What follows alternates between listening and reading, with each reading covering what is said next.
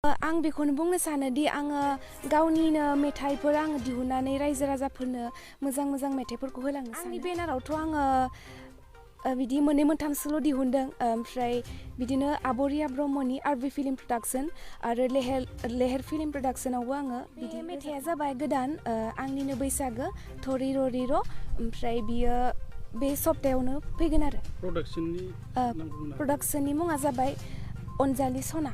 औ बेथ' आंनि जाय फेसबुक आंनि पेज दङ बेयावहाय आङो बेनार एगारदों ओमफ्राय बेयाव आंनि कन्टेक्ट नाम्बार होनाय दङ आरो दा बुकिं जाबाय थादों माखासे जाबाय एग्रिमेन्टफोर दा आरो जाबाय थादों आरो जोंनि गामिया जाबाय उदालगुरि डिस्ट्रिक्ट आरो गामिया सोरां हादर। औ रोजाबनोथ' हागोन जि मेथाइखौ आङो गावनो फाव खालामदों बे मेथाइखौ जे आंनि इउटुब चेनेलाव फैगोना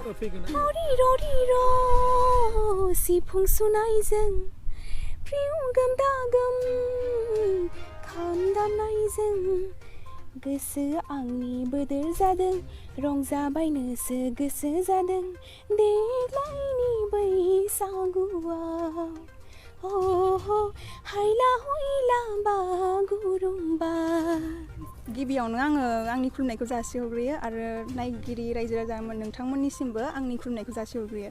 आङो फार्स्ट टाइम नङा माने आं 2020आवनो आङो बैसागु मिउजिक भिडिअ बेखौ दिहुनग्रोदों आरो ना ओमफ्राय आं दा बेजोंहाय मोनबा जासिगोन आरो गासै। आं जोबोद मोजां मोनदों माने आंबो सानो आरो ना जेरै बै गिदिर जेनेबा सावथुन मुलुगाव मावनाय बिसोर बायदि जेनेबा आंबो जानो नाजायो आरो गोसो दं आरो बेबायदि।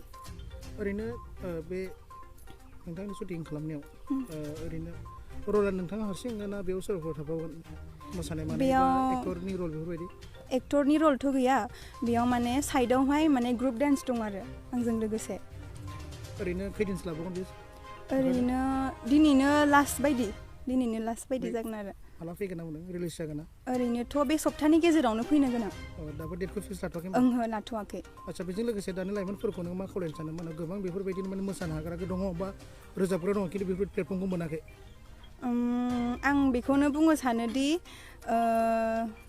माने जोंनि बर' हारिमुखौ माने बेफोरबायदिनो कालचारजों लोगोसे माने दावगालांनो हाथों होननानै बेफोरबायदि आङो माने बिथोन होयो आरो जेनेबा आं सानो। Thank you.